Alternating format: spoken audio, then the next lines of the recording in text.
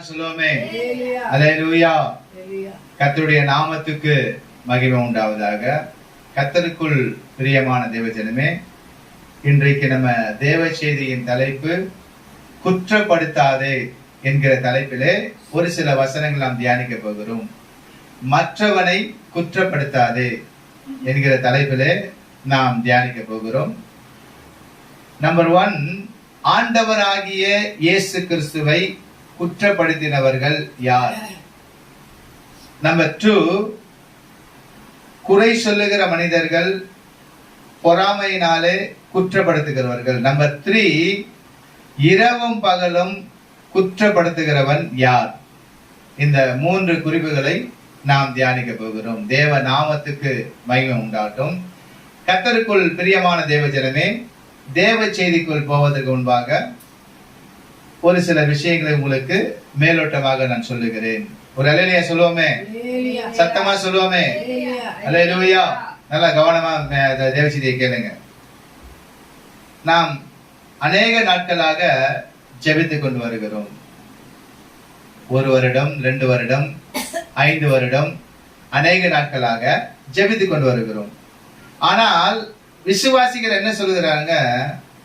Pastor ஐயா, நான் 5 வருஷமா ஜெபிக்கிறேன், என் ஜெபத்துக்கு பதிலே இல்லை. ஐயா, நான் 10 வருஷமா ஜெபிக்கிறேன், என் ஜெபத்துக்கு பதிலே இல்லை. ஏன் என் ஜெபத்துக்கு பதில் இல்லை? நீங்க கவனமா கேட்கணும் மெசேஜ். அப்பதான் உங்களுக்கு இந்த சத்தியம் புரியும். அநேக நாட்களாக நான் ஜெபிக்கிறேன், என் ஜெபத்திற்கு பதிலே இல்லைன்னு சொல்லி நாம் அநேக நாட்கள் புலம்பி இருக்கிறோம். கர்த்தருக்குள் பிரியமான தேவஜனமே, நல்லா கவனமா கேளுங்க. உங்களுக்கு எடுத்துக்காட்டு சொல்றேன். இங்க ஒரு பெரிய போதகரை வந்திருக்கிறாரு.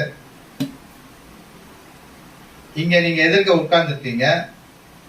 நீங்க பேசுறது இந்த போதகரையாருக்கு கேட்குமா கேட்காதா? கேட்கும். இப்போ நம்ம தாயார் கஸ்தூரி அம்மா வந்து கீழே படியிட்ட இருந்து போதரையா கூப்பிடுறாங்க. ஏதோ ஒரு உதவி வேணும்னு சொல்லி கூப்பிடுறாங்க. அவ போதரைக்கு எப்படி கேட்கும்? டைரக்டா கேட்குமா இல்ல மெதுவா கேட்குமா? மெதுவா கேட்கும். இதே நம்ம கஸ்தூரியம்மா தாயாரு ரேஷன் கடை மெயின் ரோட்ல இருக்குல்ல, அங்க இருந்து இங்க இருக்கிற போதகரை கூப்பிட்டா போதகருக்கு கேட்குமா கேட்காதா? இதே ஒருத்தர் வண்ணாரப்பேட்டையில இருந்து கூப்பிடுறாரு போதகர், இங்க இருக்கிற போதகருக்கு கேட்குமா கேட்காதா? இப்படிதான் நம்ம ஜெபத்துல ஆண்டவரிடத்துல இப்படிதான் நம்ம இருக்கிறோம். ஜெபத்துல ஆண்டவர்கிட்ட எப்படி இருக்கிறோம்? ஒருத்தர் வண்ணாரப்பேட்டையில இருந்து கூப்பிட்டு இருக்கிறாரு. எத்தனை வருஷமா? 5 வருஷமா. எங்க இருந்து கூப்பிடுறாரு? கூப்பிடுறாரு. வண்ணாரப்பேட்டையில இருந்து கூப்பிட்டா இங்க உட்கார்ந்து இருக்கிற ஆளுக்கு கேட்குமா? ஒருத்தர் நம்ம மெயின் ரோடு ரேஷன் கடையில இருந்து கூப்பிடுறாரு. எத்தனை வருஷமா? 2 வருஷமா. கேட்குமா? கேட்காது. அப்ப தேவ பிள்ளைகளே, உங்களுக்கு என்ன சொல்ல வருகிறேன்? ஆண்டவரிடத்துல நம்ம எவ்வளவு நெருக்கமா இருக்கிறோம் என்பது ஆவிக்குரிய வாழ்க்கையில மிக மிக முக்கியம். ஆண்டவரிடத்துல சில பேரு ரொம்ப நெருக்கமா இருப்பாங்க. உங்களுக்கு எடுத்துக்காட்டு சொல்றேன்.